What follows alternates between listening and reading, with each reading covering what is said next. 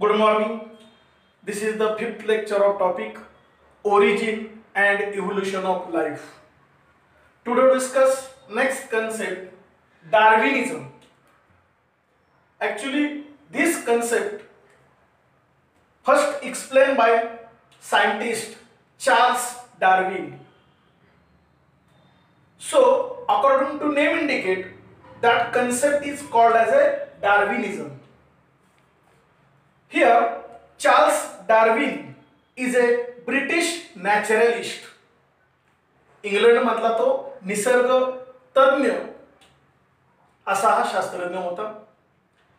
Actually, he wandered everywhere throughout in world.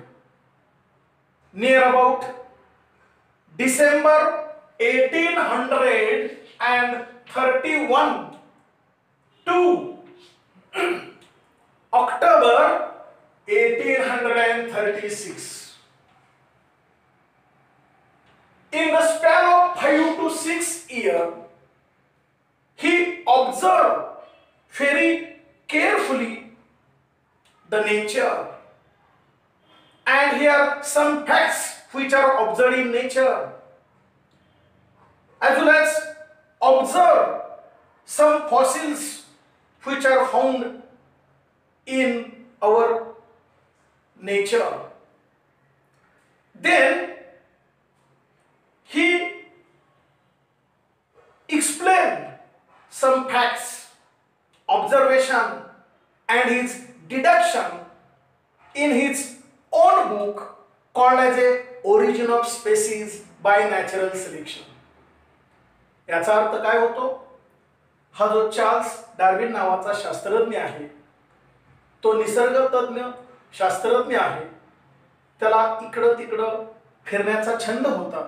साहजिकच त्यानं पूर्ण जग फिरलं. जग फिरण्याचा जो कालखंड आहे तो 1831 ते 1836 या कालखंडामध्ये फिरत असताना संपूर्ण निसर्गाचं त्यानं बारकाईनं निरीक्षण केलं. निसर्गामध्ये घडणाऱ्या घडामोडींचं अत्यंत बारकाईनं निरीक्षण केलं. त्यानंतर जे काही अवशेष सापडले त्याचंही निरीक्षण केलं आणि या सर्व निरीक्षणावरती आधारित, वस्तुस्थितीवर आधारित त्यानं त्याची काहीतरी मतं बनवली, ज्याला आपण फॅक्ट्स किंवा डिडक्शन म्हणतो. And then this facts and deduction right in his own book, त्यानं त्याच्या पुस्तकामध्ये मांडलं आणि त्या पुस्तकाचं नाव काय आहे? Origin of species bye natural selection. या पद्धतीचा हा चार्ल्स डार्विन आहे. त्यानं त्याची जी काही मतं मांडली ती अत्यंत महत्वाची आहेत. दैनंदिन जीवन जगत असताना आपणाला खऱ्या अर्थानं कसं जगलं पाहिजे तो संदेश यातून आपणाला बऱ्यापैकी मिळत असलेला दिसून येतो. Here Darwin explain some facts or deduction one by one. These theories are 5 to 6 in number. 5 ते 6 त्यानं थेऱ्या मांडल्या. We see one by one. एक एक आपण पाहूया. First, overproduction.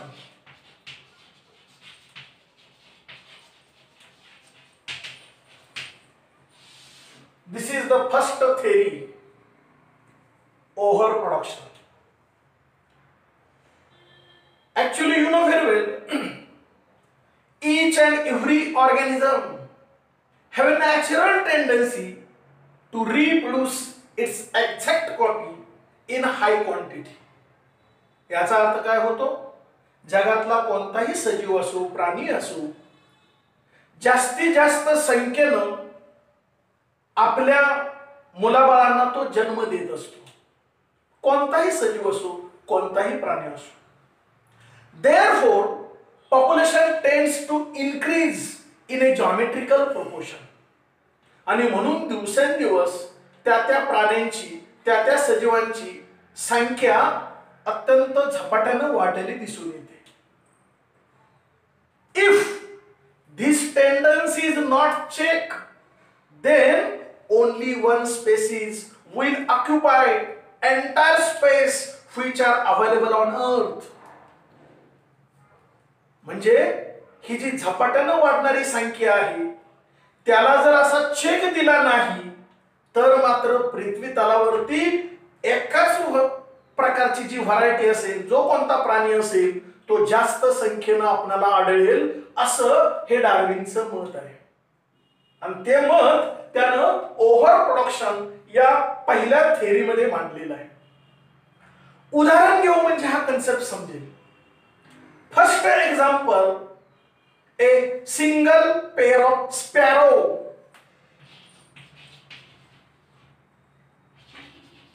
A single pair of sparrow म्हणजे आपण चिमणीचं एक जोडपं घेऊया. The life span of sparrow is near about 10 years. अंदाजे 10 वर्ष चिमणी जगते.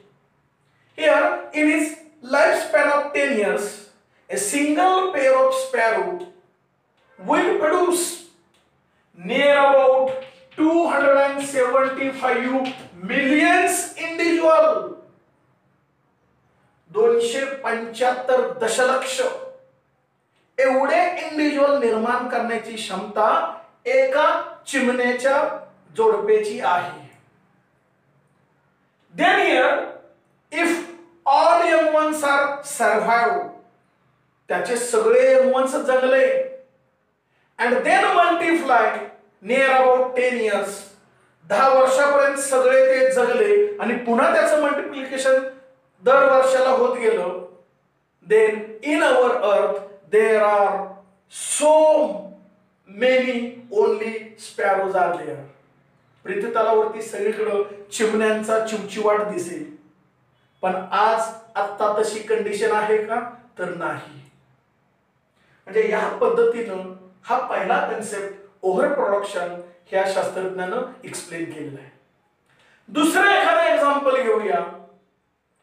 या ठिकाणी सेकंड ह्यूमन आपलं एक्झाम्पल घेऊया. रिप्रोडक्शन टॉपिक आपण पाहिला. Menstrual cycle start about 13 to 14 year old. पण अंदाजे आपण 15 वर्ष असं गृहीत धरलं. Then it terminate near about 45 years old. 45व्या वर्षी मेन्स्ट्रुअल सायकल टर्मिनेट होते. हा जो कालखंड आहे फिमेल मधला तो ब्रीडिंगचा कालखंड आहे. It is about 30 years old. 30 वर्षाचा तो कालखंड आहे. मग या कालखंडामध्ये प्रत्येक वर्षाला एक इंडिव्हिज्युअल त्या फिमेलनं जरी प्रोड्यूस केलं तर तिच्या लाईफ स्पॅन मध्ये she produces near about 30 individuals. एक महिला तिच्या लाईफ मध्ये 30 बालकांना जन्म देऊ शकते. असं जर प्रत्येक 30 बालकं पूर्ण डेव्हलप झाली, पुन्हा त्यांचं मॅरेज झालं आणि प्रत्येकाने अशा पद्धतीने 30 इंडिव्हिज्युअल्सना जन्म दिला, देन विदिन ओनली 25 years और जनरेशन 25 जनरेशन 25 जनरेशन मध्येच अख्ख्या पृथ्वी तलावरती सर्व मनुष्य जातच दिसेल.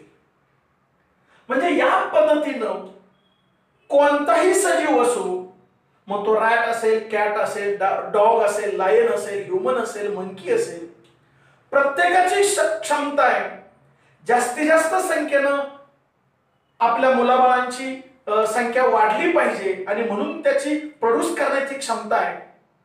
जितकं जास्त प्रोडक्शन करता येईल तेवढा प्रत्येक जण करतो. पण सगळेच्या सगळे जगत नाहीत. हा निसर्गाचा नियम आहे. का जगत नाही? द नेक्स्ट कन्सेप्ट त्यावर डिपेंड दुसरा कन्सेप्ट आहे, तो आपण समजून घेऊया. Next concept here, struggle for existence. Struggle for existence.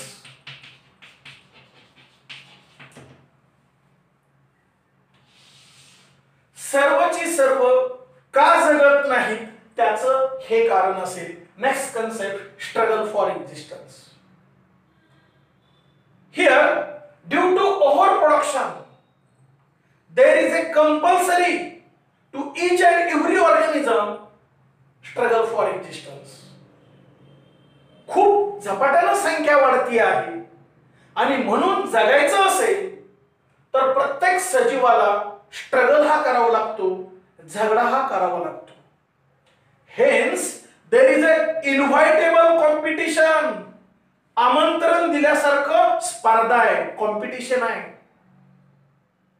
For food, water and shelter. जगण्यासाठी दैनंदिन जीवनातल्या ज्या अत्यंत मूलभूत गरजा आहेत, अन्न, वस्त्र, निवारा, पाणी, शिक्षण, आरोग्य, हे सगळं मिळवण्यासाठी प्रत्येक जण स्पर्धा करतोय, कॉम्पिटिशन करतोय आणि तेही आमंत्रण दिल्यासारखं करतोय. का? Each and every organism want to survive.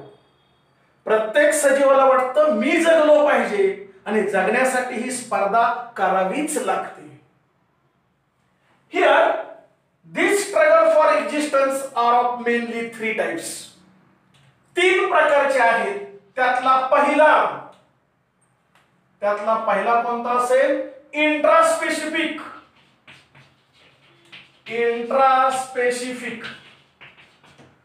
Intraspecific means struggle in between same species. एकाच स्पेसीज मध्ये स्ट्रगल होईल for food, water and shelter. म्हणजे suppose this is the grassy land. ही हिरव्यागार गवताचं जमीन आहे असं गृहीत धरा. एवढाच तुकडा हिरव्यागार गवताचा आहे. And here there are so many buffaloes. इथं खूप बफॅलोज आहेत. और काऊ, कुणी गाई घ्या किंवा म्हैस घ्या, पण एकच घ्या.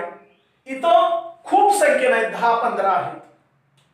आणि हा ग्रासी लँड छोटासा पीस आहे, एक 10x10 एवढाच आहे असं गृहीत धरू. आणि 10-15 काऊ त्या ठिकाणी आहेत असं गृहीत धरू. मग ह्या सर्वची सर्व ज्या काही गाई किंवा म्हैसी, दोन्हीतली कोणतीही व्हरायटी घ्या, सर्वची सर्वांना हे ग्रीन ग्रास मिळेल का? नाही. त्यातली जी कोण स्ट्रॉंग असेल, मजबूत असेल, बाकीच्यांना हुसकावून लावेल, तेवढी एकटीच हे सर्व गवत खाईल. बाकीचे उपाशी बसतील. का? तर त्या जगण्यास लायक नाहीत. म्हणजे जो स्ट्रॉंग आहे तोच जगण्यास पात्र आहे. आणि एकाच स्पेसीज मध्ये जेव्हा कॉम्पिटिशन होतं त्याला म्हणायचं intraspecific. Then second, interspecific. Interspecific means in between 2 different species. 2 वेगवेगळ्या व्हरायटी मध्ये competition takes place for food, water and shelter. मूलभूत गरजा मिळवण्यासाठी किंवा अन्न मिळवण्यासाठी 2 वेगळ्या व्हरायटी मध्ये कॉम्पिटिशन. इथं हेच एक्झाम्पल घेऊया. मगाशी फक्त इन बिटवीन काऊ अँड काऊ असं घेतलं होतं किंवा in between buffalo and buffalo मध्ये घेतलं होतं. आता मात्र 2 वेगवेगळ्या म्हणजे काऊ अँड बफेलो. म्हणजे 5-10 काऊ आहेत, 5-10 बफेलो आहेत, सगळे मिळून एकत्रित आहेत. काऊ आणि बफेलो 2 वेगळ्या व्हरायटी आहेत. या 2 वेगळ्या व्हरायटी मध्ये हे ग्रास मिळवण्यासाठी जे कॉम्पिटिशन होईल त्याला म्हणायचं interspecific struggle for existence. And then third, environmental.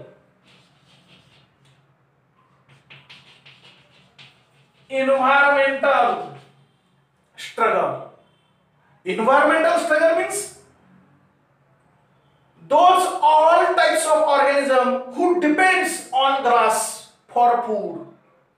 जगण्यासाठी खाद्य म्हणून जेवढे ॲनिमल गवत खातात ते सगळेच प्रकारचे ॲनिमल, मग तो डिअर असेल, रॅबिट असेल, काऊ असेल, बफेलो असतील, all type of organism which are herbivorous in nature, जे शाकाहारी, जे गवत खात आहेत ते सगळेच प्राणी आपल्याला हे अन्न मिळावं म्हणून त्याच्यात तुटून पडतील आणि त्यातला जो स्ट्रॉंग असेल तो एकटाच खाईल, बाकीच्यांना मिळणार नाही, अशा पद्धतीनं एन्व्हायरमेंट सर्वांशी जो झगडा होतो for food, water and shelter, that concept is called as a environmental struggle.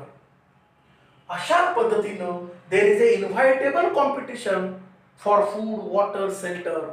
ह्या पहिल्या महत्वाच्या 3 मूलभूत गरजा, आणि अलीकडे 2 वाढलेले आहेत. त्यातलं एक एज्युकेशन, शिक्षणासाठी आता प्रचंड स्पर्धा चाललेली आहे, आणि दुसरं हेल्थ, चांगल्या प्रकारचं आरोग्य सगळ्यांना लाभलं पाहिजे. ह्या 2 मूलभूत गरजा त्यामध्ये अलीकडे वाढलेल्या आहेत. अशा पद्धतीनं स्ट्रगल फॉर एक्झिस्टन्स हा कन्सेप्ट डार्विननं आपल्या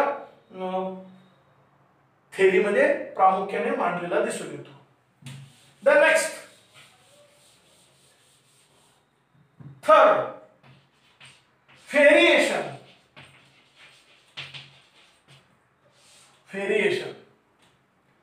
Variation means dissimilarities occurs between closely related organism. Dissimilarities म्हणजे फरक, वेगळा काहीतरी फरक जे अत्यंत जवळचे आहेत त्या दोघांच्या मध्ये सापडतो. त्या फरकाला या ठिकाणी व्हेरिएशन असं म्हटलं जातं. मग अत्यंत जवळचे क्लोजली रिलेटेड ऑर्गॅनिझमचं प्रॉपर एक्झाम्पल कोणतं, तर पॅरेंट अँड ऑफस्प्रिंग्स. कोणतेही आई वडील आणि त्या आई वडिलांपासून जन्माला आलेलं त्यांचा मुलगा किंवा मुलगी, हे प्रॉपर एक्झाम्पल होईल व्हेरिएशन मध्ये. मग या ठिकाणी कोणताही मुलगा किंवा मुलगी, किंवा एक्झाम्पल तुमचं घ्या, यू पीपल, तुम्ही सर्वांनी आपल्या आई वडिलांशी कंपेअर करा. हे करत असताना लक्षात येईल, you are not totally match with your only mother and only father. तुम्ही 100% आईसारखं सुद्धा नाही, 100% वडिलांच्या सारखं सुद्धा नाही. का नाही, तर 50% आईचे गुण आले, 50% वडिलांचे गुण आले, आणि दोन्ही कॅरेक्टर मिक्सिंग झाले, आणि mix hybrid product we people आपण आहोत. Hence we are maximum different from parents. आई वडिलांच्या पासून आपण वेगळे आहोत. That difference is called as a variation. याला व्हेरिएशन असं म्हटलं जातं. हे फार महत्वाचं आहे. व्हेरिएशन, बदल होणं फार महत्वाचं आहे. There are 3 types of variation. व्हेरिएशनचे 3 प्रकार आहेत. साहजिकच पहिला युजफुल व्हेरिएशन. युजफुल व्हेरिएशन म्हणजे ज्या व्हेरिएशनचा फायदा होतो. उदाहरणार्थ आपलं घेऊया. आपल्या आई वडिलांना पूर्वी इंग्लिश चांगल्या पद्धतीने बोलता येत नव्हतं, कारण त्या कालखंडात इंग्लिश काय इतकं शिकवलं जात नसायचं. त्यानंतर कॉम्प्युटर वगैरे आपल्या आई वडिलांना फारसा येत नव्हता, कारण त्या कालखंडात कॉम्प्युटर नव्हता. आजकालचं लहान मूल सुद्धा चांगल्या पद्धतीनं कॉम्प्युटर हाताळतं, अँड्रॉइड मोबाईल हाताळतं, चांगलं इंग्लिश बोलू शकतं, त्याला समजतं. This is the useful variation. चांगला आवश्यक झालेला तो बदल आहे, हे useful variation. Then second, harmful variation.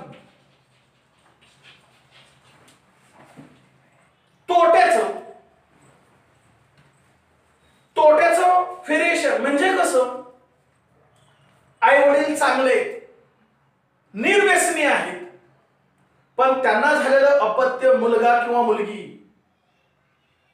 ते जर व्यसनी झालं, कोणत्याही प्रकारचं व्यसन करत असेल, स्टार, गुटखा, बिडी, सिगारेट, तंबाखू, कोणत्याही प्रकारचं व्यसन करत असेल, वागणं नीट नसेल, तर हे कसं झालं, या ठिकाणी हार्मफुल व्हेरिएशन, नको असलेला झालेला बदल. या पद्धतीनं हे नको असलेला झालेला बदल म्हणजे harmful variation. And third, neutral variation. फायदाही नाही आणि तोटाही नाही. फारसा त्याचा फायदाही होत नाही आणि तोटाही होत नाही. या प्रकारचं न्यूट्रल व्हेरिएशन हा तिसरा प्रकार. But here in advantageous evolution, चांगल्या प्रकारची उत्क्रांती व्हायची असेल, here this useful variation are must be preserve, ते अक्युमुलेट केलं जाईल, साठवलं जाईल, and then transfer to the next generation, पुढच्या पिढीत ते पाठवलं जातं. आणि म्हणून नवनवीन पिढ्या नवनवीन आव्हानांना सामोरं जायला एकदम समर्थ असतात. त्यांच्यामध्ये तेवढं पोटेन्शियल असतं, त्यांच्यामध्ये तेवढी एनर्जी असती. नवीन पिढी नवीन आव्हानांना सामोरे जाते. म्हणजे युजफुल व्हेरिएशन त्यांच्यामध्ये काय झालेलं आहे, स्टोअर झालेलं आहे, प्रिझर्व्ड झालेलं आहे. आणि म्हणून ऍडव्हान्टेजेस काय झालेलं आहे, इव्होल्युशन झालेलं आहे. That concept is called as a variation. The next fourth concept, fourth, here natural selection. Natural selection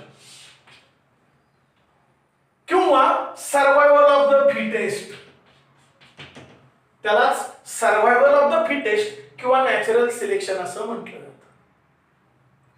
या ठिकाणी आपण ओव्हर प्रोडक्शन कन्सेप्ट पाहिला. दिवसेंदिवस सर्वच प्राणी आपापली संख्या जास्तीत जास्त वाढवण्याचा प्रयत्न करतायत. स्ट्रगल फॉर एक्झिस्टन्स म्हणजे जगण्यासाठी प्रत्येक जण कॉम्पिटिशन करतोय, स्पर्धा करतोय, हे पाहिलं. याच दोन कन्सेप्टच्या रिलेटेड हेही फार महत्वाचं आहे, नॅचरल सिलेक्शन. या ठिकाणी डार्विन कॉन्फिडेंटली सांगतोय, काय सांगतोय, here due to over production, प्रचंड संख्या वाढत चालल्यामुळं काय होतंय, या ठिकाणी देयर इज अ कॉम्पिटिशन, स्पर्धा आहेच. But only those organism are survive, असेच ऑर्गॅनिझम जगतील हू डिफेंड्स अगेन्स्ट एन्व्हायरमेंट, संपूर्ण वातावरणाच्या विरोधात ते झगडा करतील. म्हणजे कितीही कडाक्याची थंडी पडली तरी ते जगतील. कितीही सतत मुसळधार पाऊस पडला, पूर आला, ओला दुष्काळ पडला तरी जगतील. कितीही कडक उन्हाळा आला आणि दुष्काळ पडला, ड्रॉट, तरी सुद्धा त्यांच्यात जगण्याचं सामर्थ्य आहे. या पद्धतीनं कितीही निसर्गामध्ये बदल झाले, सायक्लोन्स, स्टॉर्म्स, सुनामी, काही पण निसर्गामध्ये व्हॉल्कॅनिक ऍक्टिव्हिटीज, भूकंप, काहीही निसर्गामध्ये झालं तरी ते त्यांच्यामध्ये जगण्याची जी उर्मी आहे, शक्ती आहे, क्षमता आहे, तेच जगतील. Only those organism are survive who compete with environment, वातावरणाशी झगडा करतील. Only those organism are survive who defends for food, water and shelter, ज्या मूलभूत गरजा आहेत, अन्न, वस्त्र, निवारा, एज्युकेशन अँड हेल्थ, हे सगळं मिळवण्यासाठी जे जे झगडा करतील, संघर्ष करतील, तेच जगतील. जे संघर्ष करणार नाहीत ते जगण्यास लायक नाहीत. निसर्ग naturally, automatically dead that organism, त्या प्राण्यांना, त्या ऑर्गॅनिझमना निसर्ग नैसर्गिक मारून टाकेल, कारण त्यांना जगण्याचा अधिकार नाही. म्हणजे जगायचं असेल तर प्रत्येकामध्ये संघर्ष करण्याची उर्मी पाहिजे, जिद्द पाहिजे, चिकाटी पाहिजे, तळमळ पाहिजे, हे फार महत्वाचं आहे. Here only those organism are survive who possesses useful variation, त्यांच्यामध्ये नवनवीन आव्हानांना सामोरं जाण्याची क्षमता त्यांनी साठवून ठेवली पाहिजे, ती विकसित केली पाहिजे, जाणीवपूर्वक प्रयत्न केले पाहिजेत, तेच ऑर्गॅनिझम जगतील. नेचर सिलेक्ट दॅट ऑर्गॅनिझम, निसर्ग त्यांनाच जगवेल. ऑदर आर डाय इमिजिएटली, बाकीचे लगेच मरण पावतील. उदाहरण आपण आत्ताच घेऊया. आता कोरोना नावाचा जो प्रादुर्भाव चाललेला आहे, कोविड-19, याचा प्रादुर्भाव जो चाललेला आहे त्याच्यामुळे जी काय आताची भीषण अवस्था आहे, अर्थात हा आजार कुणालाही होऊ शकतो, परंतु जे त्याची बंधनं पाळतील, जे सुरक्षित अंतर ठेवतील, स्वच्छता राखतील, हे युजफुल व्हेरिएशन स्वतःमध्ये जे आत्मसात करतील, सोशल डिस्टन्स जे पाळतील, ते सर्वजण जगतील. अन्यथा ही जी बंधनं कोणीही पाळणार नाही ते सर्वजण कोरोना या आजाराला बळी पडतील. म्हणजे या पद्धतीचं जे बदल होतील ते आत्मसात करावे लागतात आणि संघर्ष करण्याची क्षमता असावी लागते. हे या ठिकाणी फार महत्त्वाचं डार्विननं आपल्या या थिअरीमध्ये सांगितलेलं आहे. थोडक्यात नेचर सिलेक्ट करतो कोणी जगायचं, ज्याच्यात क्षमता आहे त्यालाच निसर्ग जगवतो, ज्याच्यामध्ये क्षमता नाही, जे वीक आहेत, जे पुअर आहेत, त्यांना निसर्ग क्रूरपणे मारून टाकतो. हा निसर्गाचा नियम डार्विननं अगदी सहजपणे एक्सप्लेन केलेला आपल्याला दिसून येतो. यासारखंच दुसरं एखादं एक्झाम्पल की जे तुम्ही डिस्कवरी किंवा नॅशनल जिओग्राफीला पाहता, एक हिंस्त्र प्राणी स्वतःला अन्न पाहिजे, भक्ष्य पाहिजे, स्वतः जगण्यासाठी जीवाच्या आकांतानं शिकार करण्याचा प्रयत्न करतो आणि जो स्वतःची शिकार होणार आहे म्हणून जीवाच्या आकांतानं पळतोय, कारण त्यालाही जगायचं आहे. ही मुद्दामहून छोटीशी एक क्लिप मी तुम्हाला या ठिकाणी दाखवतोय, त्यावरून तुमच्या लक्षात येईल जगण्याचा खरा अर्थ, संघर्ष म्हणजे काय हे नेमकेपणानं आपण या क्लिपच्या आधारे समजून घेऊया.